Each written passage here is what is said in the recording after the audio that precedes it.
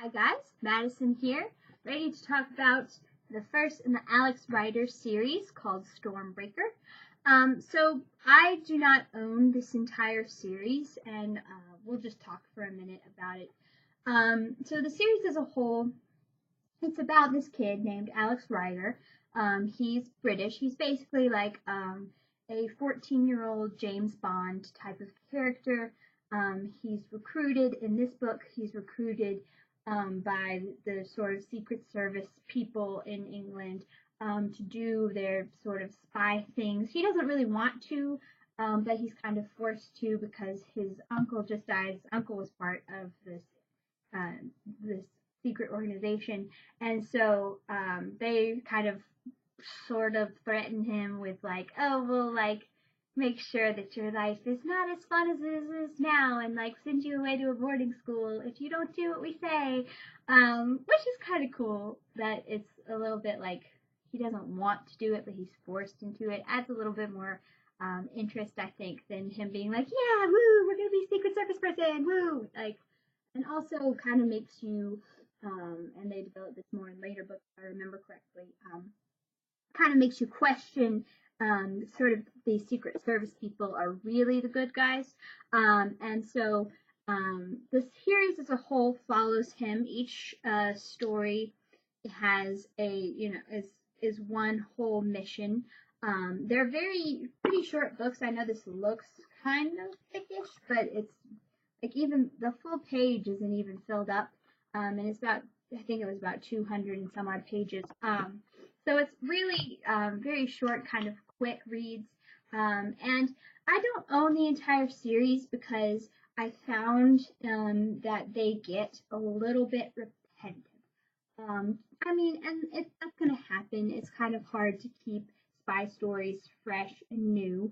But let's talk about what I like about this. So this series, and this book in the series, I should say, this book is about, there's a rich dude who is offering free computers. He's created this cool supercomputer, and he's offering it to every single school in England. Every single one is going to have one, and on this specific day, he's going to have the Prime Minister press the button, and they're all going to come on, and everybody's going to clap and be like, yay, we have these new great computers in our schools.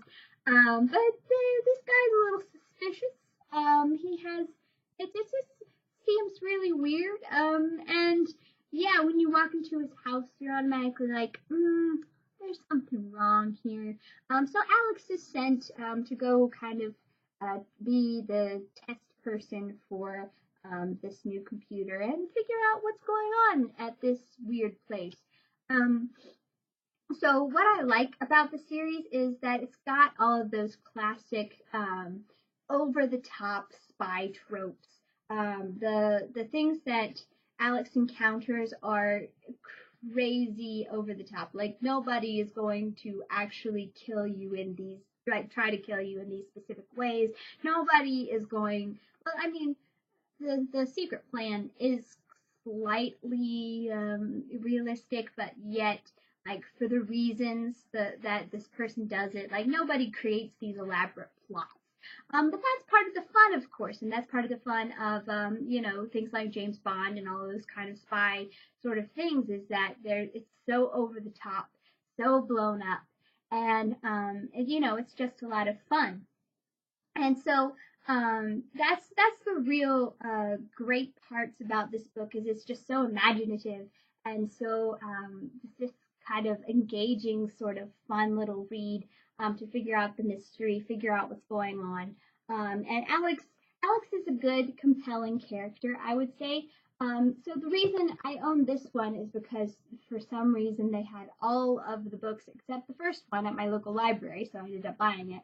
And then I also own the fourth one because that I just happened to buy that one, but that is my other book of this series that I really like because it has a lot of sort of character development surrounding Alex. He is a slightly complex character. We learn a lot more about him than we would, say, James Bond, because that's the easiest person to compare him to. We learn a lot more about him. He has a life outside that we know about. He has people that he loves, and overarching arc is him for the whole series is him trying to defeat and kill the person who killed his uncle because he loves his uncle very much. So we learn a lot about him. He's a good character. He's strong. He's not perfect, of course, and he makes a lot of mistakes, which I really appreciate. Which again is different from James Bond and makes you kind of connect with Alex more.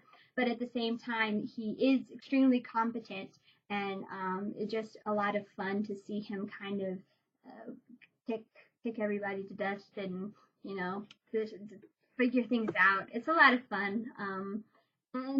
And the only complaint I would have that I was thinking about while I read these is, and I had this problem throughout the series, and I was hoping that rereading it, maybe I just wasn't following it well enough or something, but the action scenes, and there are several of them always throughout each of the books, the action scenes are always kind of hard for me to follow. They're written in a way that's a little, I don't know how to explain it. It doesn't seem convoluted. It's not like he's using big words, and it's not like they go on for too long or something. They just are so jumbled that I can't make sense of them. And I mean, of course, in the end, you get the idea of what happened, so it's not that big of an issue, but it seems like the person who wrote these, Anthony Horowitz, was trying very hard to be like cool and actiony and put a lot of work into these, and I'm just sad that I can't appreciate what he was trying to write very well. But anyway, these are very good books. I wouldn't say, as I said, I don't think all of them are my favorite, but they are very fun, and they're very well written. And I definitely recommend that people read the whole series and see what they think about them. At least read the first one. They're really fun and they're really cute. And we'll come back to this later with the fourth book, which is Scorpia. But right now, the next book that we're going to read is where is it? It's somewhere else. But it's called The Battle of the Labyrinth, and it's the fourth in the Percy Jackson series. And I'll get back to you about that later. So, bye, everybody.